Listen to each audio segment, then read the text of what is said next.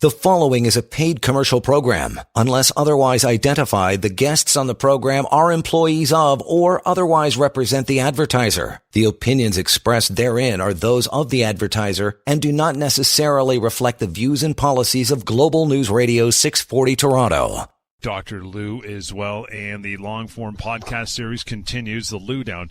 Wherever you get your favorite podcasts, you can get on board with that. But like I said, here and now, you have some issues, physical issues, musculoskeletal or otherwise, just want some advice, get pointed down the right road. Or Dr. Lou, what's going on, pal? How are you? John, good morning. I'm well. How are you? Ready to roll. What are we talking about? As always, one thing that we've been speaking about for a few months now, and it's really getting exciting for me because I finally have been able to do the follow-up. So I'm talking about the genomic testing. So back around November, we started talking about this. There were an influx of people that started getting tested. It takes some time to get the results, and the results have started to pour in over the month of January and early February. And I've had the opportunity in my clinical practice to now give these results to people, go through them, see the impact it has on them.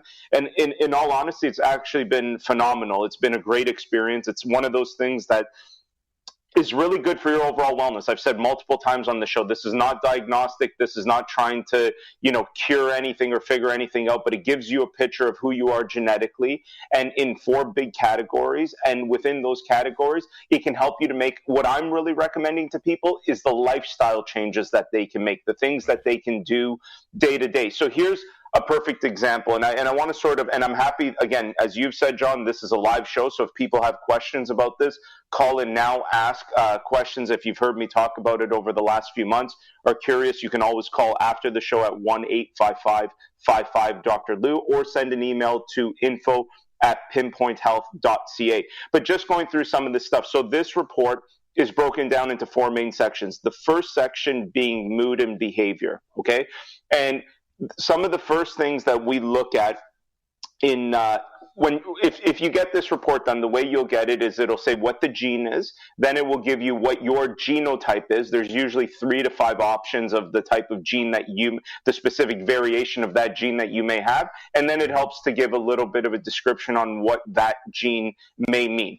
So when we look at some of and I won't go through specific genes here, but just very high level, when we started mood and behavior, one of the things that it looks at, the first couple, look at dopamine and the ability for it to be bound to other things and how long it takes to get cleared out. And it's overly scientific stuff. But what people need to understand about that is dopamine is a feel-good hormone. It's the thing that gets released when we're happy, when we're excited. And this may very well give people an indication as to where there's a genotype. So as an example, this is great, right? So one of the big things that's happened in the last few years is cannabis use, as an example. Yep. So one of the very first genes that we look at is called COMT, and you can have variations in this gene. As an example, I have, and I'm going to use my specific case, as I've done previously, I have what's called the GG genotype. So you can either have an AA genotype, you can have an AG genotype, or a GG genotype. Okay. One of the things that's really interesting with the GG genotype is that there's research behind this. Some studies have suggested that GG genotype tends to be more prone to schizophrenic behavior if there's cannabis use in early life. Now, someone may think, well, why does that matter? It matters a lot. There's a whole division at McMaster University related to looking at the effects of, anything in moderation is good, but anything in excess is bad, and that includes cannabis. And there is a subgroup of people that develop schizophrenic behaviors as a result of cannabis use. Now, I'm no longer young, as an example, right? This is talking about early life in your teens. But I know that my genotype is GG. I have young children that are going to grow up to be teenagers, okay? I think it's going to be important for me to find out where they sit on that spectrum of their genotype.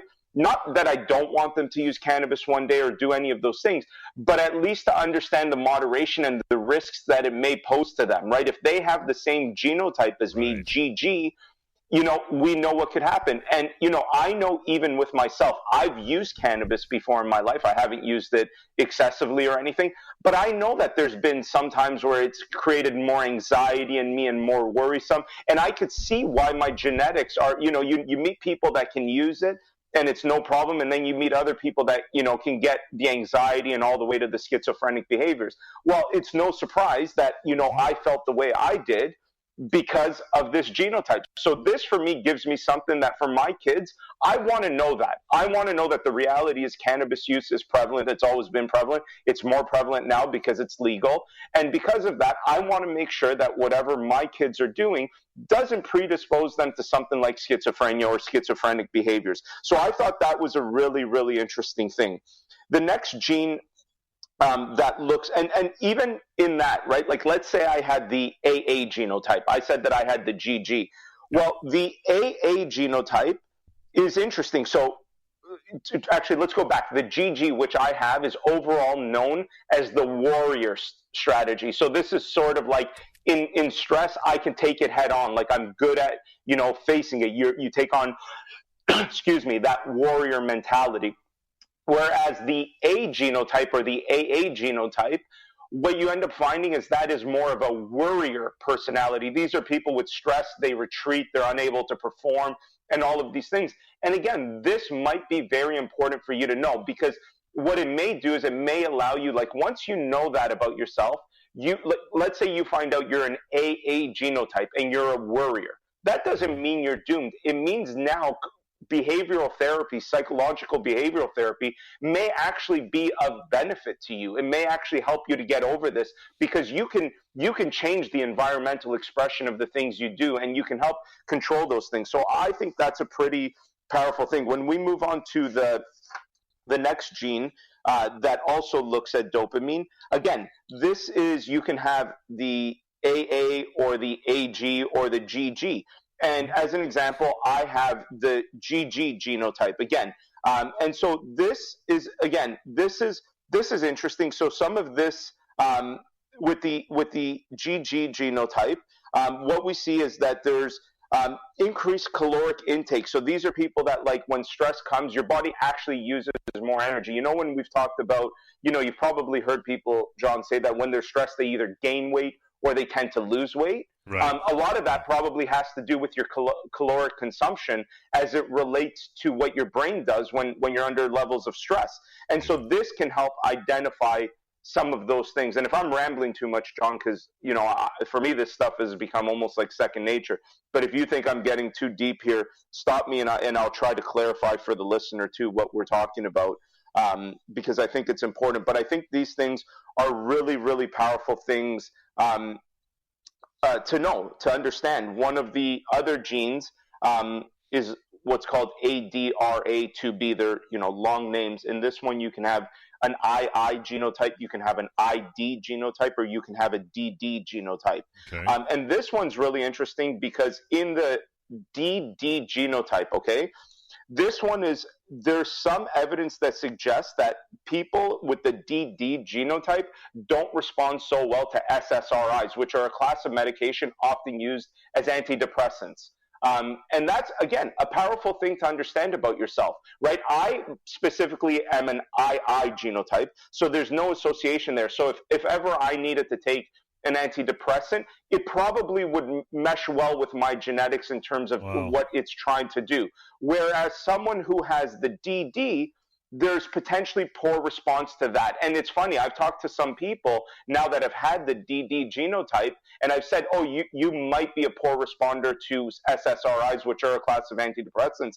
And they've turned around to me and said, I was put on that once upon a time, and I stopped it immediately. I just found that it was making me feel really horrible. I was feeling worse. That is powerful information to know about your genetics, to understand the way things can react. And this is what I'm talking about. This is the next level of healthcare, because I'm not saying antidepressants are bad, right? I've never said that, and I'm not saying it now.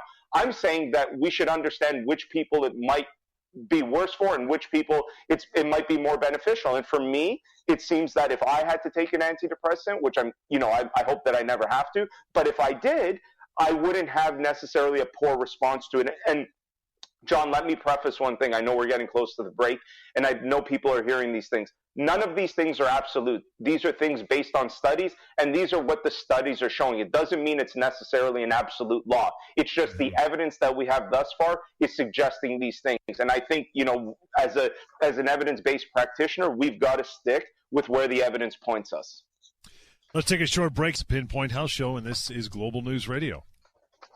You are listening to a paid commercial program. Unless otherwise identified, the guests on the program are employees of or otherwise represent the advertiser. The opinions expressed therein are those of the advertiser and do not necessarily reflect the views and policies of Global News Radio 640 Toronto. 11:20, back to the PinPoint Health Show. Info at pinpointhealth.ca and pinpointhealth.ca, the website to reach out to a clinic that is open and operational near you. And for more information, of course, anytime. Talking about the genomic testing this hour, Dr. Lou, you said something off the top about, the risk of cannabis and schizophrenia, and, this is early on with younger people. And that was kind of my first question when you wanted to talk about the genomic testing. How young can someone be to have I know it's a very simple test. It's a saliva test, and it gets sent away, and it's it's very not invasive at all. But how young can someone be to have this testing done?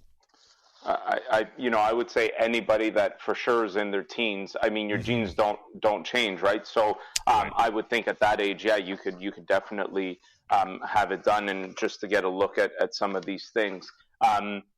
So moving forward from that was sort of some of the stuff on the mood and behavior, which I think is powerful. There's other stuff in the mood and behavior, but I want to try to get through all of the sections. The next one, which has been very interesting for a lot of people, and one of the main reasons, is the cardiovascular report, which is important. And the first three genes essentially that are tested in this, more than anything, are looking at the risk of coronary artery disease and stroke, and the way cholesterol is built up, and whether it leads to those types of things. And a lot of people have an increased risk of this type of stuff. And as an example, where this can be a powerful tool, because I think that is the most important thing, like, where is the applicability of this testing? Because it's one thing to find out, okay, I'm at high risk of coronary artery disease and stroke, but then the next thing is, well, what can you do?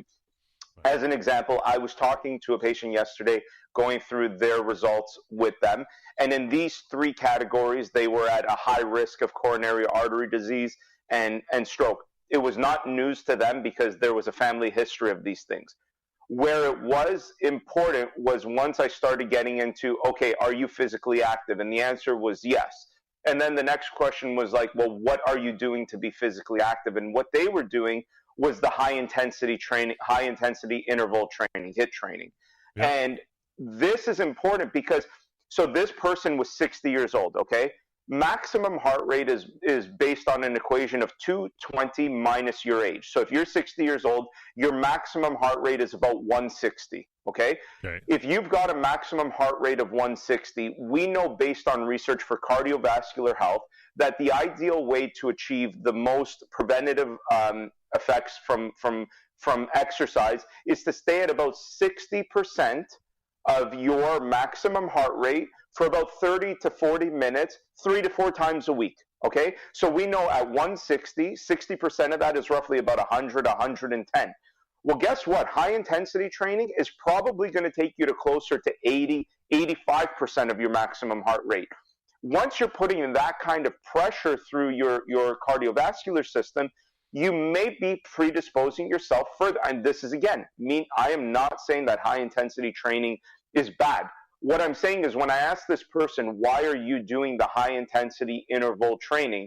The question was for heart health, because that's what they thought. And I said, well, I think there's better things that you could be doing that don't take you there, right? And you're also 60, so you've got to worry about, if you're on a treadmill going to those maximum things, that's a pretty good run and all those things. So I basically suggested to convert to a program that was focused more on 30 to 35 minutes, 3 times a week, of something that would take her to about 100, 110, maybe 120 beats per minute in her heart rate. And that is what the research shows is going to be beneficial for decreasing the likelihood of cardiovascular types of events. And so that was a powerful thing to know, that we were able to change the exercise plan that they're on in order to actually fit their genetics. So this is the beauty about this. This isn't, nothing that I've said so far is like, oh, and then you have to buy this $15,000 machine, right? Or this, massively expensive tool.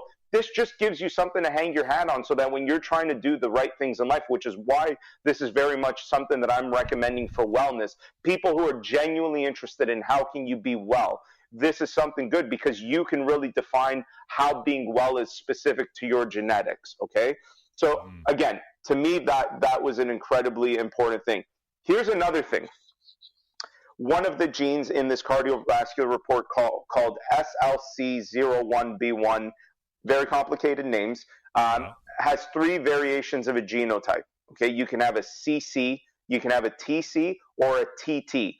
What this is looking at is actually your ability to metabolize or break down statins. Now, people have probably heard of statins like statin drugs. These are the class of medications given for cholesterol, right? Lipitor, Crestor, these types of things. We also have statins naturally in our body that do this. But why this is important is depending on your genotype, when in that process, one of the things that can happen, sometimes you may have heard people say, and doctors have asked people, like when they're put on these types of medications, are you getting muscle pain, right? Yeah. And one of the things is if you're not a normal statin metabolizer, you might be at an increased risk of myopathy, which means muscle and tissue pain. So as an example, the CC genotype, okay, is at an increased risk, a significantly increased risk based on the research of myopathy, right? So that's important for you to know, not just if you're on that medication, but also, statins break down cholesterol. So if you're on a high-fat diet and you have to have more of your natural statins doing that work, there might be a reason if you're feeling pain, a lot of muscle ache and pain, it might actually be related to the fact that you don't metabolize those statins well. Okay, whereas I am a TT, which is a normal statin metabolizer. So, and that will come into play later because my genetics also show that fat consumption is actually not harmful for me. So it makes sense why I would line up with those two things. But this, again, would be a powerful thing for someone to know, even if, for example, they have high cholesterol, they're already on medication, it might be beneficial to know, do you metabolize your statin well? And if not, and if these people more so have some type of muscle ache or they've been getting weird aches and pains that they can't describe, it may very well be related to the metabolization of the statin. Now, what does that mean? That means then you can go to your doctor, whoever's prescribed you that medication, and have a conversation, see if there's alternatives, if there's other things. But the whole thing here, again, is wellness. That's why this is so incredibly important. The next section of the cardiovascular report looks at B12 levels, okay, and also folate levels, so the B vitamins, which this is really interesting for me when it comes to the world that I live in terms of my scope of practice and the things that I actually assess, which is mainly musculoskeletal issues. So many people have numbness, tingling, weird sensations, all this stuff. And a lot of the B vitamins, cobalamin, B12, folate, all of these things are so incredibly important towards nerve function. So a lot of people out there may have, and I've used myself as an example, these weird numbness, tingling types of sensations that happen here or there. And, the most important thing is to get the more serious causes of that ruled out. But then you sit at a level where you're like, okay, they've been able to find nothing, and yet I'm still getting these things. Like, what is it? Well, I was able to find out as an example with my own case where I was deficient, or my enzyme function for that was low. And so I've just been supplementing with more B complexes, and it's helped tremendously. I've been able to eliminate the numbness and tingling, and if not 100%, at least 99%, which has been important. And it might just simply be related to B complexes. Now, you could also try and just you don't need to necessarily have a test to do that. You could, if you've got that type of stuff and you want to try B complexes, you could. But the thing that I really like about this is you're not shooting in the dark. You're actually aiming at something. You know something about yourself. And again, to me, that's a very, very powerful tool. Moving on here, this is interesting. So one of the things that you can actually find in a gene MC4R has to do with dysregulation of hunger cues. So hunger cues are, when you're hungry, your body sends a message to your brain saying, hey, I'm hungry. You can actually look at the genotypes to see how do you have normal hunger cues? Are they a little dysfunctional, or are they very dysfunctional? And, that can give you, so as an example, I have what's called the TC genotype. Once you have the C genotype, that actually creates a dysregulation of hunger cues and an increased snacking behavior. So these are people like me who, all of a sudden your body's sending you a message saying you're hungry, but you're not really hungry. It's dysregulated for whatever reason, and you're snacking. Now, again, what can you do to change this? This becomes very much, hey, those are my genetics. Now it becomes a behavioral approach. Now I have to control myself. These may be people, like for me, my solution to it is just don't put that stuff in the house. If I don't have it in the house, even though I have those cues, I can't go and get anything. So I just sort of suck it up, right?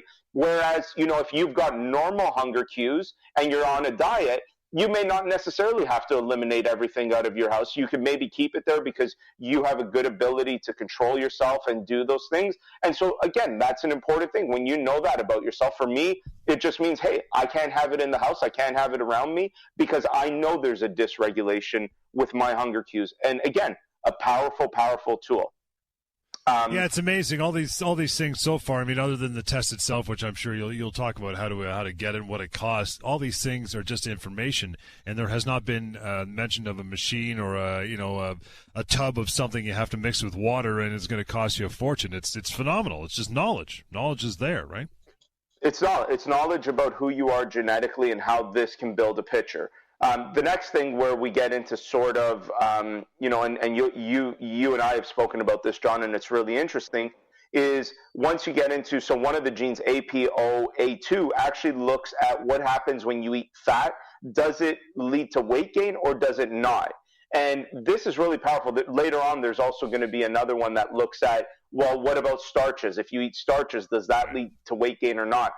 These two things are really powerful, again, because what you can do is determine the ideal diet for you. And you don't have to take this into isolation because then you could take it into consideration with everything else, your risk of cardiovascular health and all of those things. But as an example, I have the AA genotype in that specific gene, which has no association of weight gain in response to fat consumption. I also, in my genetic profile earlier on, have good lipid metabolism and low likelihood of cholesterol. So for me, a high-fat diet is actually ideal, like a keto type of diet. Now, obviously when I say high-fat, that doesn't mean like, French fries and ice cream every night. It means good fats. Good fats being things like avocados, nuts, olives, different healthy oils, and these types of things, eggs. So that type of stuff is not something that I necessarily have to stay away from. And this is really important when someone's trying to build a diet plan specific to themselves, because they often sit there wondering, well, what can I eat and what can't I eat, right? And you don't necessarily need to be fully one way or fully the other way, but you can sit there and in my genetic profile, I know that I'm good with fat consumption and I'm moderate with starch consumption. So what does that mean for me? I do focus more on those healthy fats, but I do include simpler carbohydrates, fruits, vegetables, and that type of stuff. And I just really try to limit as much as possible the heavy starches like the pastas, the breads, and that type of stuff. And that helps me to stick with a plan that is actually working for me. And again, I'm not guessing and I'm giving it a fair shot. I'm not stopping after 4 weeks because I haven't seen results. I'm sticking with it and I've stuck with it and it's working. Take a short break. We'll tell you how to get a hold of this in just a bit as we go through more of this genomic testing. It's fantastic stuff, and it really is groundbreaking and the next level for sure as far as healthcare is concerned. PinPoint Health Show, Global News Radio. You are listening to a paid commercial program. Unless otherwise identified, the guests on the program are employees of or otherwise represent the advertiser. The opinions expressed therein are those of the advertiser and do not necessarily reflect the views and policies of Global News Radio 640 Toronto. And welcome back, PinPoint Health Show. Dr. Lou answering all your questions, talking about the genomic testing. Miriam, thanks for standing by. Good morning. How are you? Good morning. You have a question? Go ahead. Yeah. First of all, great show. Thank you. Thank you. I want to ask you, I have in my family and myself I have two kids with signs of depression. They're taking fluoxetine.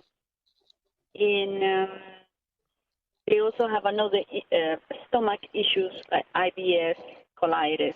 I have my husband and myself with fibromyalgia. Then I find your show and then everything you saying very interesting. I just want to know how to get in touch, how to get the testing done. Yeah, sure. So you can always call me at 1-855-55-Dr. Lou, DRLOU. The one thing that I will say here is I am not a mental health professional. So in terms of the depression stuff and all that, that is something that I really think you have to see the right professionals. I can help get you in touch with those right professionals for sure. But even with this testing is not going to tell you anything about in terms of whether depression is something that is diagnosed clinically. It's not diagnosed on a test, right? In terms of the fibromyalgia stuff, that definitely is more in the realm of what I deal with and something that I can probably help with. But I want to be clear, this report, this genomics testing is very much a wellness type of report that looks more at your overall genetic profile, and it is not necessarily going to be diagnostic for anything or necessarily provide any treatment intervention specifically for something like depression. I know, but my kids are taking medication and they don't reacting properly. And the way you explain it is maybe just their genes not potentially there's that one gene that I said which might be a poor responder to the SSRI. Even in that case, the one thing that, again, I want to preface is even if you found that out, I would not recommend anybody to discontinue their medication unless you speak with the treating professional who's put them on that medication. It's like any test, right? Even what I do when I, see an x-ray or whatever, you never take anything in isolation. You have to take the image, the test in conjunction with the actual clinical picture, and that's the way decisions need to be made. No, of course. But what I'm saying is what you talking about today about the show is very important because it does help. It does give you information about your body, your genetics, that they are important. Right. Doctors go directly, you feel depressed, take this. It's just a prescription. They don't go more deep in what is the cause of what's going. The roots, not just put a band-aid on it and that's it. Then, it's a generalized comment. That's not true of everybody. I know a lot of people, a lot of doctors who do the right thing. That may very well be your experience, and I can appreciate that. But again, it's more complicated than that too, right? A lot of this is behavioral. There's other things outside of just genetics. Remember, who we are as of people is a mixture of our biology, our genetics, and also environment, the things that influence potentially our genetics. So, but give me a call, and I'm happy to discuss this further with you. Miriam, that is 1-855-55 Lou, DRLOU. That is the way to go forward with that. Wayne, thanks for standing by. Good morning. Hey, Wayne. Colin, I'm happy to discuss this further with you. Wayne. Miriam, that is 1-855. Hi, Wayne. Okay, we'll put Wayne on hold until the call screener can figure him out.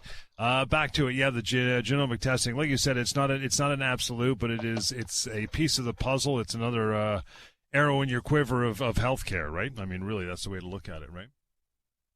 Yeah, absolutely. And it's again, really, really important to understand that this is, and a lot of people will call and they want to get a little bit more clarity. It's really more information, general information, like a wellness type of report than it is diagnostic. Okay. Here's another one that I think is a good thing that a lot of people probably want to know: the gene UCP1. This looks at thermoregulation and resting metabolic rate. So your thermoregulation and resting metabolic rate is essentially, if you laid in bed all day, John, how many calories would you burn based on your size and the way your body works? You and I, John, both know people that can eat anything they want, do very little exercise, and they never gain a pound. And this is important.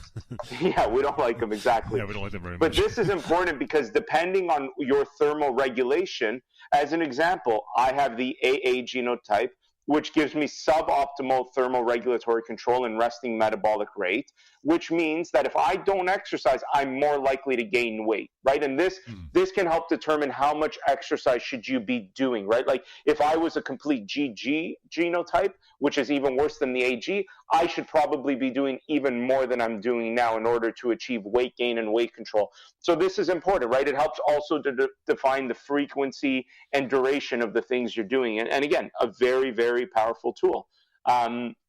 The next one I've talked about before, you can look at insulin response and whether you have optimal insulin response or suboptimal insulin response and what that does to your risk of type 2 diabetes. As an example, I have the GG genotype, which gives me optimal insulin response. And at a reduced risk of type 2 diabetes, very, very important here, reduced risk means that I still need to do the right things. Diabetes is very much a lifestyle disease. If all you do is eat starchy carbs, even though you have that, you're going to develop diabetes. What you need to do is just be moderate and in control about those things, and that's really important. The next one is looking at starch metabolism, which I've tied in with the fat consumption. Yeah. And again, knowing that those two things is really important. The next one looks at persistence to lactose, and this can give you an indication as how much dairy maybe you should or should not consume. Again, these things help you to build a diet plan. I think a lot of times people are very confused where whenever they're trying something new, it's like, I don't know what to eat. Well, instead of trying to follow like a pure keto diet or a pure vegetarian diet or whatever it may be, you can understand your genetic profile and say, okay, well, as an example, based on my genetics, I know that I should be more on the healthy fats. I'm okay to have simpler types of carbs like the vegetables and the fruits. And in terms of dairy, I can have a moderate amount. I shouldn't overdo it though. There's a perfect diet for me based on my genetic profile. That gives me a ton of options in terms of what I can eat. Right? And it's really, really important for someone to know that because it also helps people. Once you have more variety and you can plan it out that way, it gives you more variety and it gives you more likelihood to stick with what you're doing. I think one of the things that often makes people fail is when it's too restrictive. And if you're just following any one of these things to a T, it may be too restrictive for what you're looking for in your life. And that, again, I keep saying it, a powerful tool. The next stuff looks at levels of vitamin C and activation of vitamin D. And again, this can help you build a picture of, should you be supplementing with these things, yes or no, and what that might mean to overall things. Like as an example, with vitamin D is also important in bone health and osteoporosis. So if you're someone that is very poor in vitamin D, this may also predispose you later on in life, and you can understand these things. And then, you might say to me, well, what do you do outside of just supplementing? Well, we know bone health increases, bone density increases with resistance training. So, you can start to incorporate some of that resistance training and help get your bone mineral density up and help to prevent these types of issues that may be inherent in your genomics down the line. Again, really, really powerful stuff, I think, John, to understand these types of things. You bet. We'll take one final break here. info@pinpointhealth.ca to reach out through email as well, and we'll continue on here with the Pinpoint Health Show on Global News Radio. You are listening to a paid commercial program. Unless otherwise identified, the guests on the program are employees of or otherwise represent the advertiser. The opinions expressed therein are those of the advertiser and do not necessarily reflect the views and policies of Global News Radio 640 Toronto. Welcome back, Pinpoint Health Show. Hey, Wayne. Hi, how are you? Good. What's going have on? a real quick question. I'm a terrible salt user. So about 5 years, I switched to no salt and salt-free. Is that good for you than regular salt? So what do you mean by regular salt? Like you're using no salt whatsoever? No. Or the product no salt. Is that the way you use it? Oh, I see. No salt and salt-free. Right.